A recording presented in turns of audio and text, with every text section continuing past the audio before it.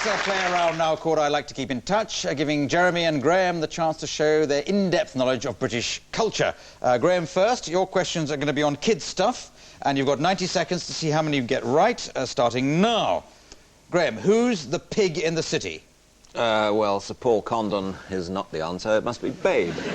Correct, 1 point, well done. What's so bad about disposable nappies?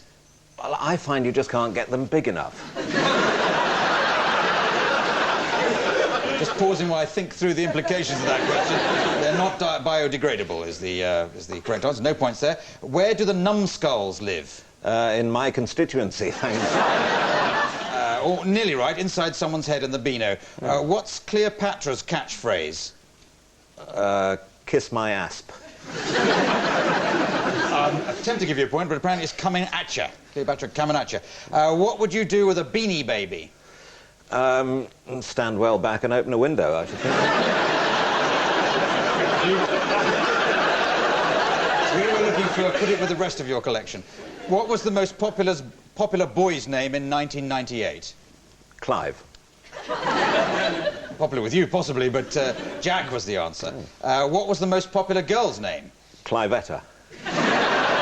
Very close. It's Chloe, which must be the female form of Clive, mustn't it? What are the Rugrats?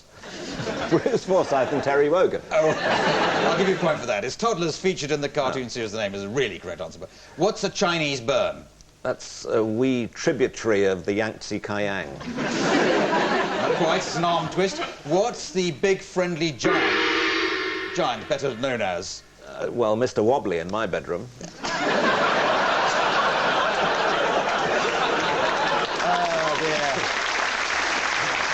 I would have given you the point but for the word giant appearing in the question. So let's just have a look at your score there. 2 points. So well done, Graeme. 2 points. As Jeremy takes up the challenge, you can ask you questions about pensioners and stuff connected with pensioners. You've got 90 seconds, starting now. What's the average weight for a hip replacement? Oh, it's plastic, so 2 or 3 pounds. 2 or 3 pounds. Not. You've just misinterpreted 5 months as the answer. Who was the Force's sweetheart? Michael Portillo. I'll give you that. It's Dame Vera Lynn was what we were looking for. What is camp coffee? Cappuccino is quite nelly. A chicory-based coffee substitute is the answer there. When can't you use your bus pass? When I can't remember where I've left it. Before 9:30 is what before 60, I suppose it might be. Who is the Queen of Romance? Gary Bushell. Not quite. Barbara Cartland, apparently. How much is a single person's state pension? Oh, 6 fish fingers and a tin of cat food. It's £64.70 a week, which is, it could be improved, you'd have thought. Who was famous for his buck teeth and his ukulele? Jimi Hendrix. Nearly, but not quite. George Formby. What do you get for your 100th birthday? Confused. Telegram from the Queen. What are grey surfers? People who accidentally put a black sock in a whitewash. Yes. Beach Boys. Nearly. Old people using the internet, apparently that's the term for them. Why you need a term for that, I don't know. What bad habit of pensioners in Bethnal Green reporters getting up to? Talking Cockney bullshit. Well, we're told they've been smoking crack, but so I can't give you a point either way on that. And we look at your big total, which is 1. So, well done, Graeme, who won that round. OK. Now, let's go on to a round called I Couldn't Disagree More. Now, Jeremy, you have to do this week. You've got to try and disagree with anything that Pauline or Graeme will put to you. A woman's place is not in the home. No, I couldn't disagree more. My grandmother can no longer take care of herself. We're not quite ready to pull the plug because her stuff's all shite, to be honest. So she will be very happily cared for in a place with lots of stairs. Cockfighting is a cruel and barbaric form of entertainment. Nonsense. The cocks enjoy it. It keeps them under control. And if you've seen what a cock does in a chicken run, well, you'd probably get ideas.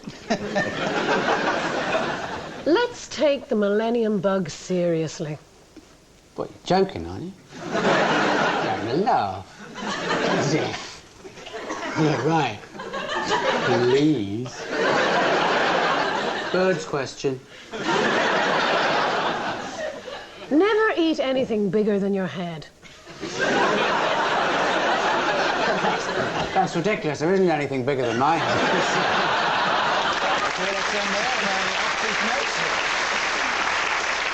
I think Jeremy just about got away with that. As we approach the general election, there's just time for some desperate vote grabbing.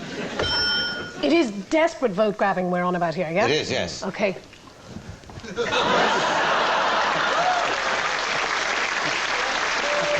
I think you've engineered a big swing. Yes.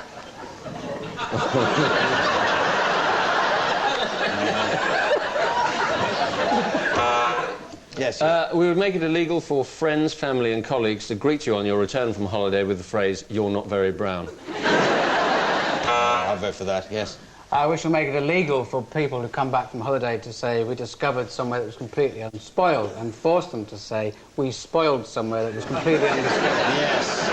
Well done. Wider bus lanes so that after you've waited for an hour, 3 buses can arrive abreast.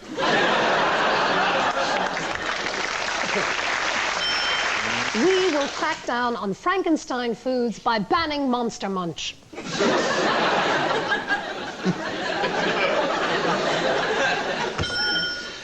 Equal rights for ugly people to appear on Vets in Practice.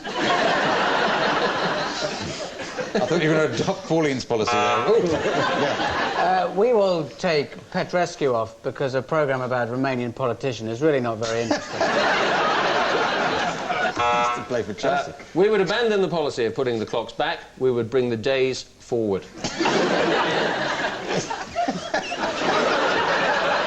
Why not? I mean, try it. We can negotiate, can't we? It's a good policy. We shall build more cycle lanes the way that cyclists want them. So these lanes will weave in and out of the traffic. We will launch an inquiry into whether the bell you're about to hear is the same bell that was used at the start of Please, Sir.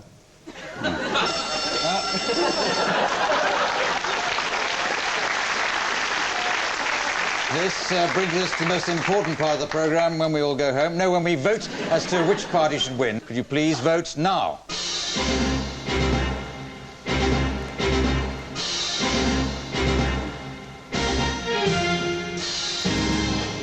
A stunning win for the Red Party this week. A majority like this does at least allow us. We're very pleased because it allows us to carry out one of our key policy objectives. What's that? Being smug. So an election winners party for Jeremy and Hugh, and Noel's house party for Graeme and Pauline. That's all from If I Rule the World. To me, Clive Anderson, saying good night. Good night.